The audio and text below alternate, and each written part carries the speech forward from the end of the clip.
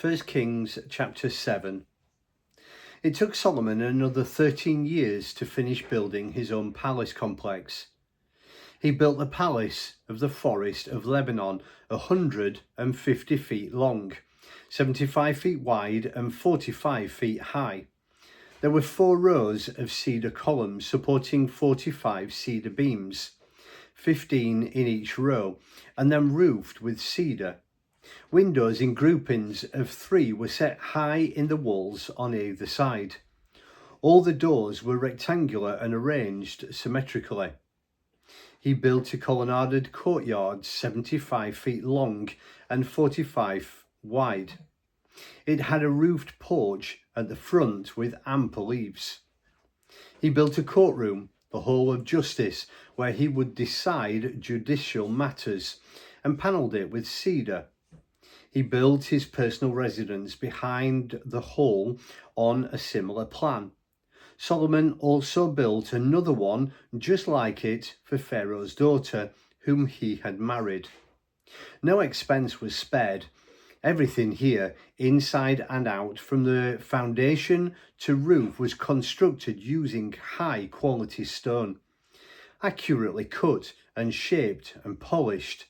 The foundation stones were huge, ranging inside from 12 to 15 feet, and of the very best quality. The finest stone was used above the foundation, shaped to size and trimmed with cedar.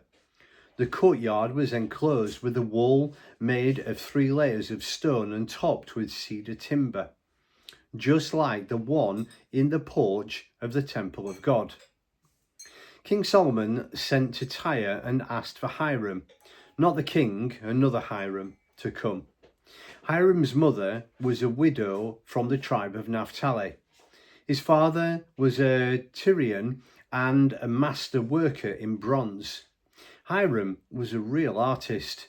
He could do anything with bronze. He came to King Solomon and did all the bronze work.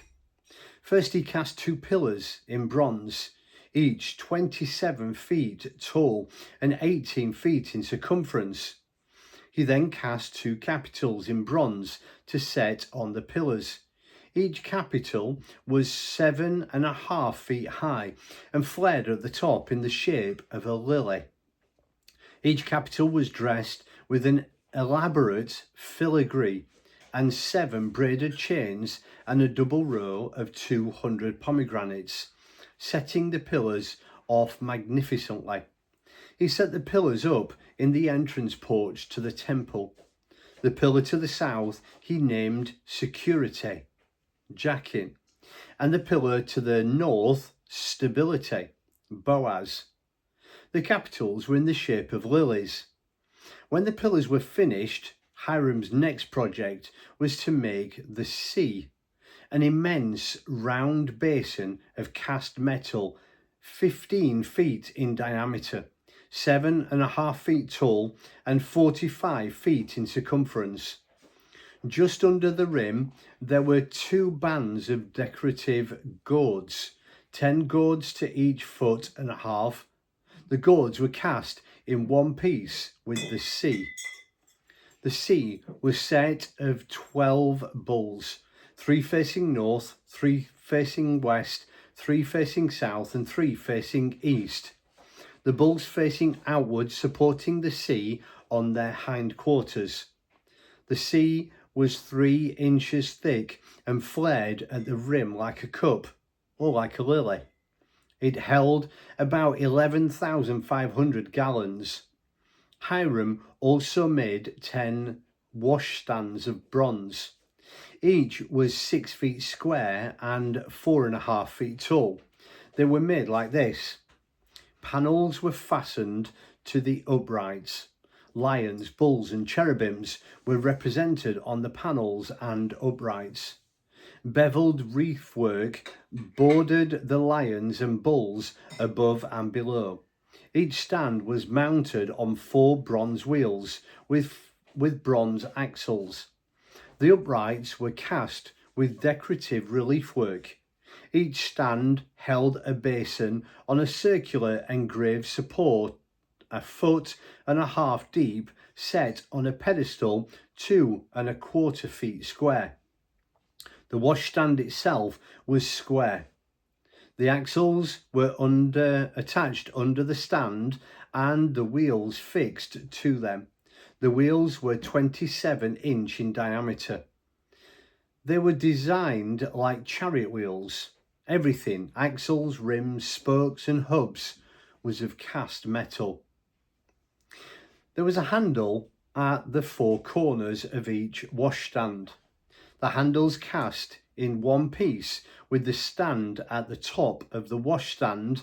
There was a ring about 9 inches deep. The uprights and handles were cast with the stand. Everything and every available surface was engraved with cherubim, lions and palm trees.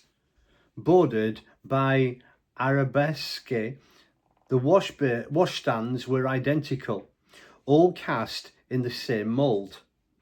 He also made 10 bronze wash basins, each 6 feet in diameter, with a capacity of 230 gallons.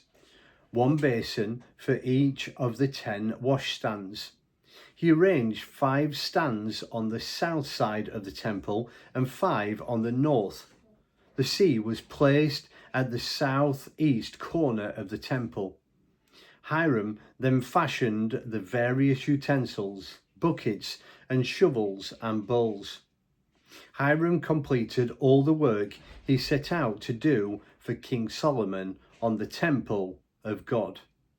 2 pillars, 2 capitals on top of the pillars, 2 decorative filigrees for the capitals, 400 pomegranates for the 2 filigrees, a double row of pomegranates for each filigree, 10 washstands, each with its wash basins, 1 sea, 12 bowls under the sea, miscellaneous buckets, shovels and bowls.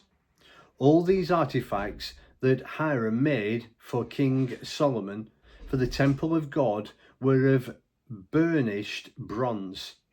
He cast them in clay in a foundry on the Jordan plain between Succoth and Zarethan. These artifacts were never weighed. They were far too many. Nobody has any idea how much bronze was used. Solomon was also responsible for all the furniture and accessories in the temple of God.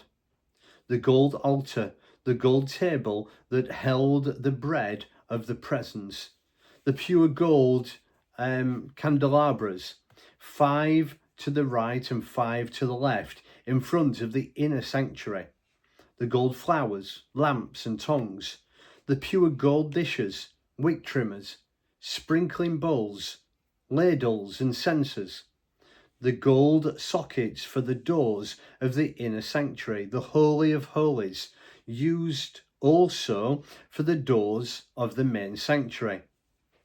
That completed all the work King Solomon did on the temple of God. He then brought in the items consecrated by his father David, the silver and the gold and the artifacts. He placed them all in the treasury of God's temple.